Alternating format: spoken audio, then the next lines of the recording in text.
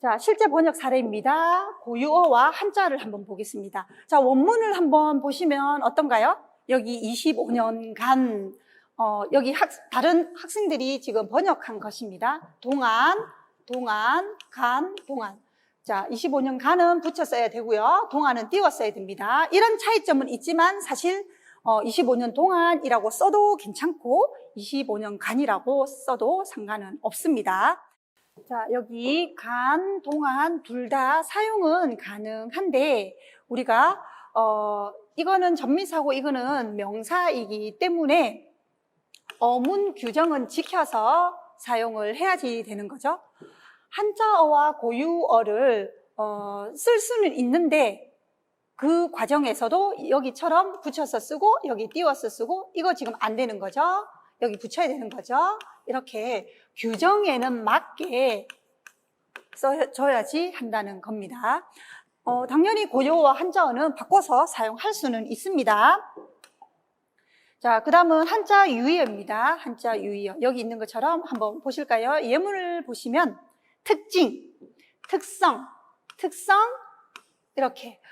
대부분 원문에서는 특징이라고 했는데 대부분 이렇게 특성으로 많이 번역을 하셨더라고요. 그래서 사실 이 예문만 가지고 보면 여기에서 특성이 틀렸다라고 할 수 없거든요.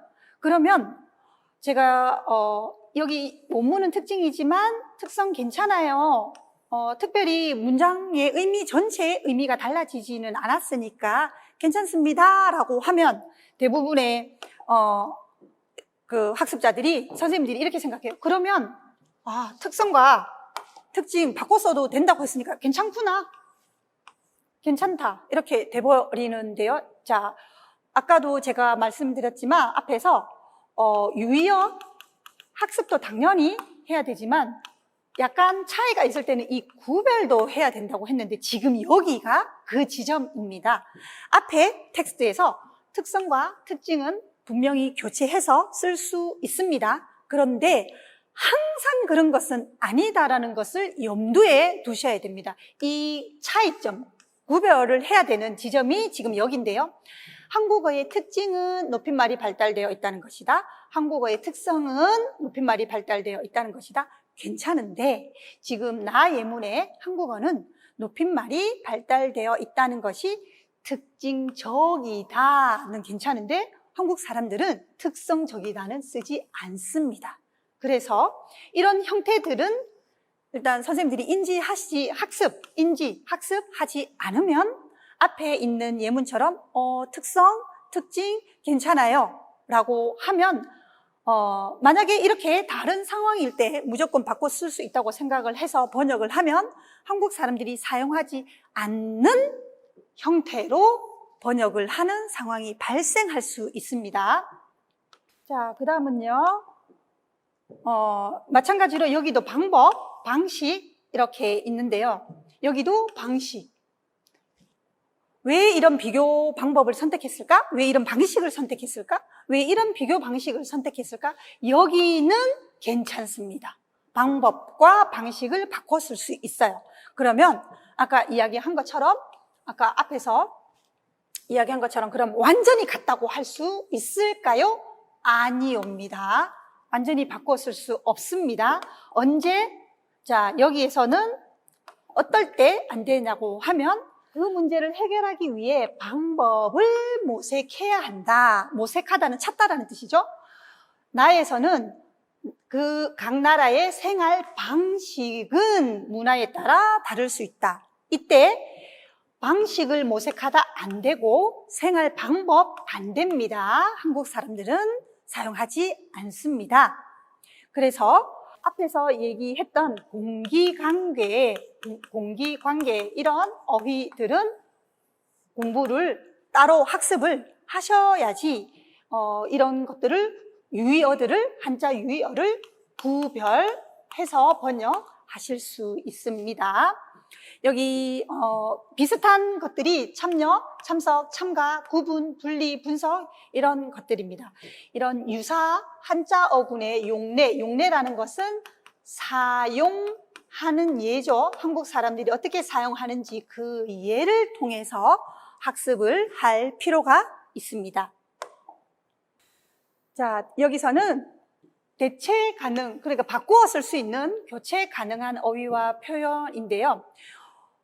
우리가 보통 그냥 언어 학습, 한국어 학습에서는 보통 단어는 단어끼리, 문법은 문법끼리 비슷한 것을 학습을 합니다. 바꿔 쓸 수 있는 것들을. 근데 여기 보시면 번역을 하다 보면 문법 범주가 파괴가 됩니다. 이 범주라는 것은 카테고리, 같은 그룹이라는 뜻인데요. 예문을 보시면 원문에서 국제에너지기구 보고서에 따르면 2040년에 전 세계 에너지 수요는 2016년에 대비하여 30% 줄었다, 증가했다 이런 표현들이 있는데 우리가 뭐뭐에 대비하다는 조사 플러스 용언이라고 해서 덩어리 표현인데 의외로 학습자들이 이 대비하다를 보다로 되게 번역을 많이 하셨어요.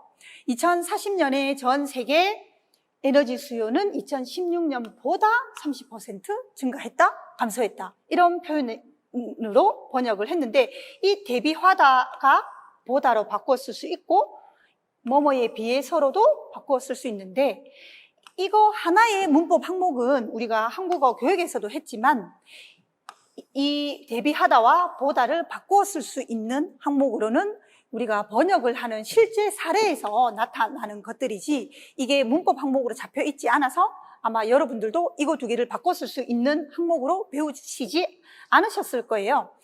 이렇게 실제 사례를 보면 이런 부분들이 있기 때문에 이 한국어를 여러분 모국어로 번역을 하거나 아니면 여러분 모국어를 한국어로 번역을 할 때 이것이 선택될 수도 있고 이것이 선택될 수도 있다라는 것이죠.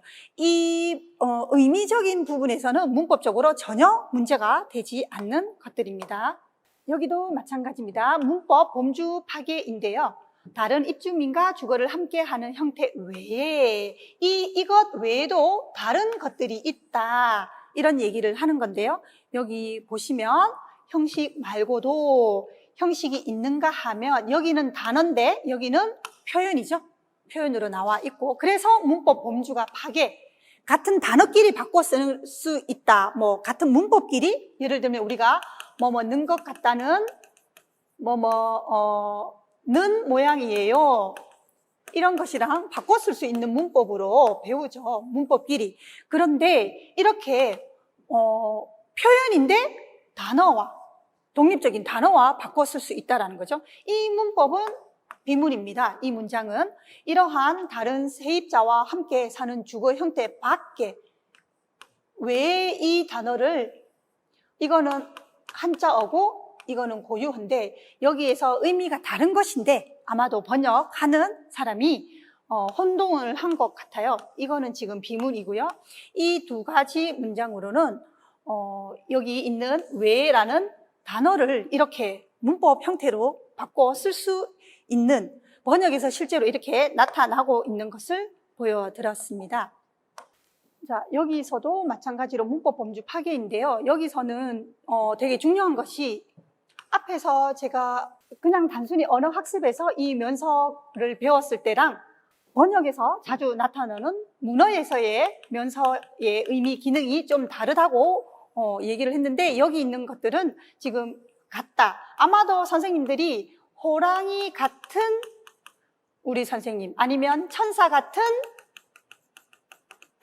아이 이렇게 이 같은은 언어 학습 과정에서 배우셨어요. 그러나 이것은 선생님들께서 잘 못 보셨을 거예요. 여기서는 같다는 똑같다라는 뜻이 아니라 그런 유형들 이런 뜻인데요. 자, 대명사나 강조형 보조부사 같은 것들이 기능어에 속한다. 이런 종류들이, 이런 유형들이 기능어에 속한다.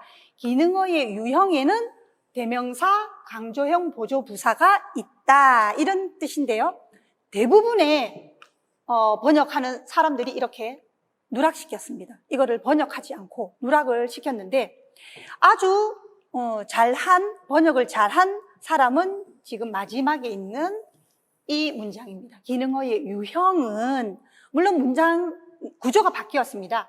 기능어가 앞으로 오고 얘가 유형인 예죠. 대명사, 강조형, 보조부사가 뒤로 이렇게 왔습니다. 문장 구조는 바뀌었지만 이 같은이라는 유형이라는 의미를 살려서 번역한 문장 이거 하나 있었어요. 나머지는 대부분 이 같은이라는 단어의 의미를 몰라서 아니면 번역을 하는 과정에서 누락, 그러니까 모국어와 한국어 사이에 어떤 간극이 있기 때문에 이런 부분들이 잘 빠질 수 있습니다. 그런데 이거를 빼먹으면, 이걸 누락시키고 번역을 하면 원문의 의도를 살릴 수 없다라는 것이죠.